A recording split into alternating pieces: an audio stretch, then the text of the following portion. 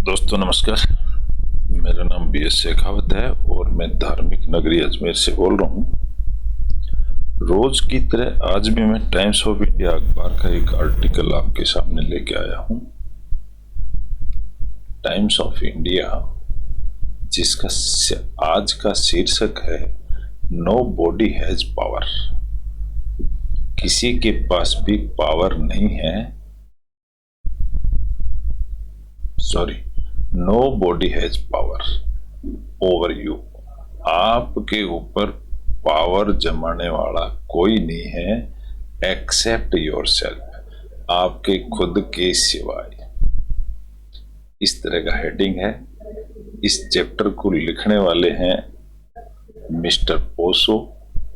ओशो एक विश्वव्यापी गुरु भी हैं, संत भी हैं और इनके बड़े बड़े चेले भी हैं, इनके बहुत बड़े आश्रम भी हैं।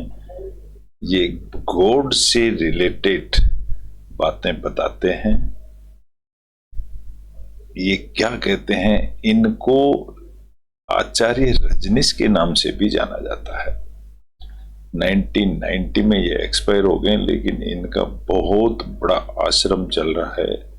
बहुत बड़े ज्ञानी पुरुष माने जाते हैं, विश्व विख्यात आदमी हैं।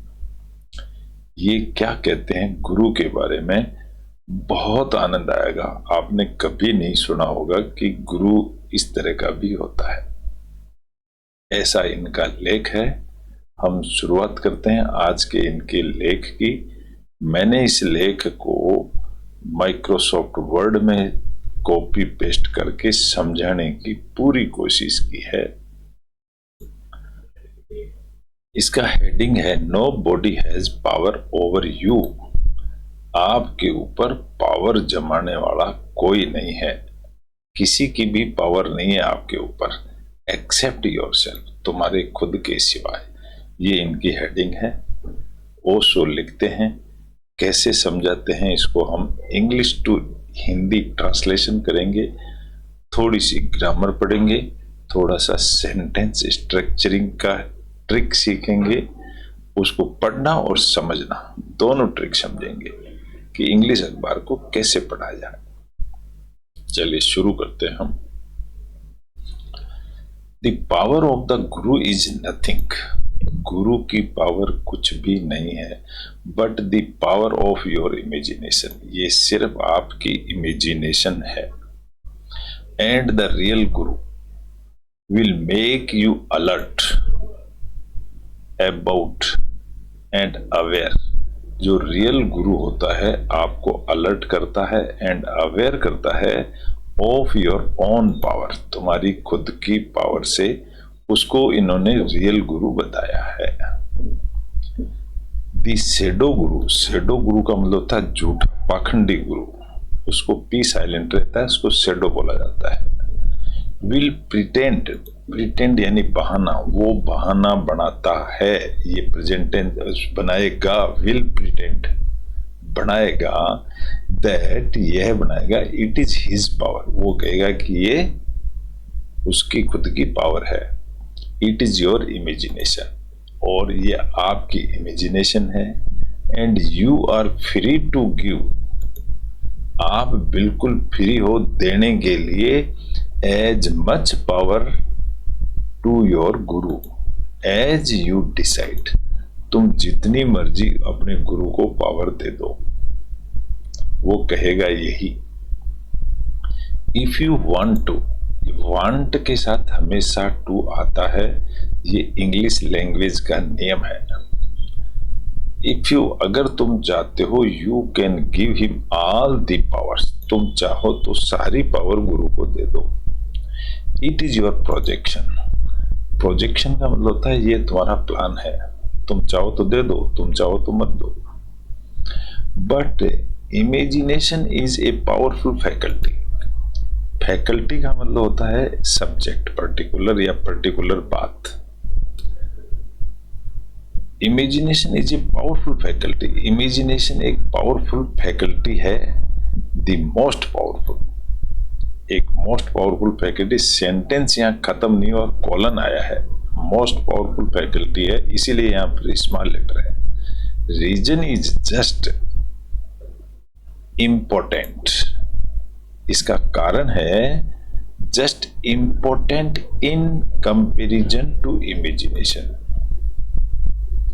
इमेजिनेशन दोनों ही कर रहे हैं, गुरु भी कर रहा है और चेला भी कर रहा है, लेकिन जो चेले की जो इमेजिनेशन होती है वो इम्पोर्टेंट है। इम्पोर्टेंट का मतलब कमजोर है, पोटेंट का मतलब होता है ताकतवर, इम्पोर्टेंट यानी कमजोर। ऑल दैट हैपन्स, ये सब कुछ होता है through imagination. Nothing happens through reason, कारण की वजह से नहीं होता। फर्स्ट, पहले इट हैपन्स थ्रू इमेजिनेशन, पहली बात तो ये इमेजिनेशन से होता है। देन रीजन कम्स, फिर उसके बाद में रीजन कारण आता है। In and figure it out, और फिगर बना देता है, जैसे भगवान की आकृति बना दो। दैट इज ओके, यहां तक तो ठीक है। Reason comes only secondary, reason comes आता है दूसरी बार। इट गिव्स एक्सप्लेनेशन, रीजन जो होता है वो उसको विस्तृत रूप से बताता है। एंड एनालाइजेस, और उसका आकलन करता है। मेक्स थिंग्स क्लियर, रीजन जो होता है कुछ चीजों को क्लियर कर देता है। एंड डीमिस्टिफाइज, देखो यहाँ इसको समझने का तरीका ये होता है, मिस्ट का मतलब होता है धुंध, जो सर्दी में होती है, और डीमिस्ट का मतलब धुंध क्लियर हो जाना। इस तरह से ये क्लियर हो जाता है। Things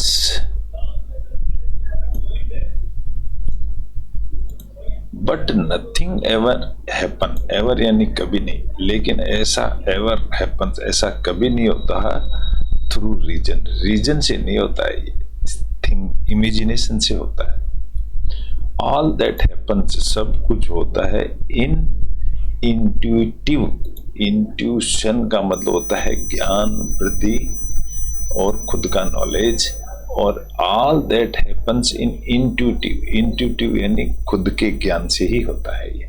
it is your power, ये आप ही की पावर है।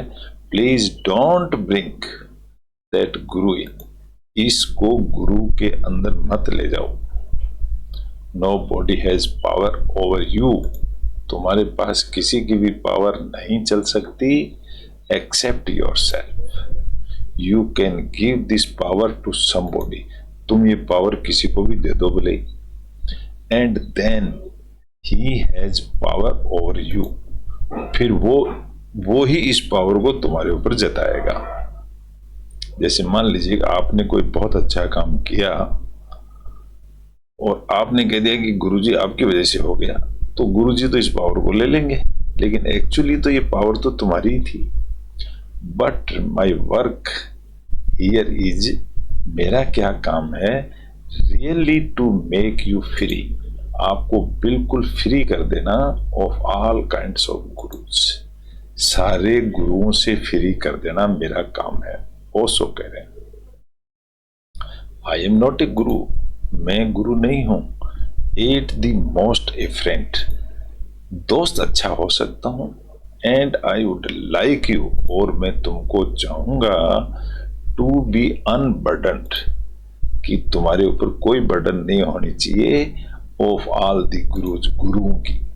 एंड आई एम इंक्लूडेड, मैं भी उन गुरुओं में से एक हूं। If you start giving power to me, अगर तुम ये पावर मुझे देना शुरू करोगे, आई डोंट टेक इट, तो मैं नहीं लेता इस बात को। इट इज योर पावर, ये तुम्हारी पावर है। Because if I accept, and it is very flattering. Because if I accept, अगर मैं इसको स्वीकार कर लेता हूं, and it is very flattering, तो ये एक फ्लैटरिंग का मतलब होता है चापलूसी कहलाएगी। When you go and give some power to somebody, तुम किसी के पास जाते हो और अपनी पावर किसी को देते हो, it is flattering to him, तो इसका मतलब तुम ये चापलूसी कर रहे हो। He will not be able to reject it, वो मना नहीं करेगा। ही विल एक्सेप्ट इट, वो स्वीकार कर लेगा विद ए स्माइल, हंसते हुए। You are falling into his trap, तुम उसके जाल में, ट्रैप का मतलब होता है जाल में फंस जाओगे। फॉल इनटू हिज ट्रैप, उसके जाल में फंस जाओगे। ऑन योर ओन, अपने आप। व्हाई शुड ही से, वो क्यों कहना चाहेगा दिस इज योर पावर, वो आपको क्यों कहेगा कि ये तुम्हारी पावर है। गुरुज हैव एक्सप्लॉइटेड पीपल, गुरु लोगों ने पीपल का शोषण किया है। एक्सप्लॉइटेड यानी देखो सेकंड फॉर्म में किया है। As much as leaders have, जैसे ही राजनीतिक लीडर करते हैं वैसे ही। इन द ईस्ट, ईस्ट का मतलब जिधर सनराइज होता है। वी हैव टू वर्ड्स, दो शब्द हमने सुने हैं। वी हैव यानी रखते हैं, sorry. Guru and Satguru. Guru is just a teacher, गुरु एक टीचर होता है। And the Satguru is the master, सतगुरु को मास्टर बताया है। The master is one, master एक वो है who makes you utterly free. Master वो होता है जो आपको बिल्कुल पूरी तरह से फ्री कर देता है। Of all kinds of entanglements, entanglement यानी उलझने, सारी उलझनों से आपको फ्री कर देता है, वो गुरु होता है। Who makes you really free, आपको फ्री कौन करता है। Of all kinds of bondage, सारी बॉन्डेज से फ्री कौन करता है, वो करता है master. He will not allow you to project, वो आपको अलाउ नहीं करेगा। प्रोजेक्ट का मतलब तुम्हारी प्लानिंग के लिए any kind of image of him, किसी भी तरह की इमेज के लिए। He will not function as a screen, वो एक पर्दे की तरह भी काम नहीं करेगा। इट इज योर इमेजिनेशन, ये आपकी इमेजिनेशन है। And that very imagination is telling you to go away, ये इमेजिनेशन आपको कहती है कि इससे दूर रहो। To do this and that, ऐसा कुछ करने से दूर रहो। दैट इमेजिनेशन विल क्रिएट, इस तरह की जो दिमाग में इमेजिनेशन होती है वो क्रिएट यानी पैदा करेगी मैनी ट्रबल्स फॉर यू, आपके लिए बहुत सारी समस्याएं। Because the imagination is there, क्योंकि इमेजिनेशन है।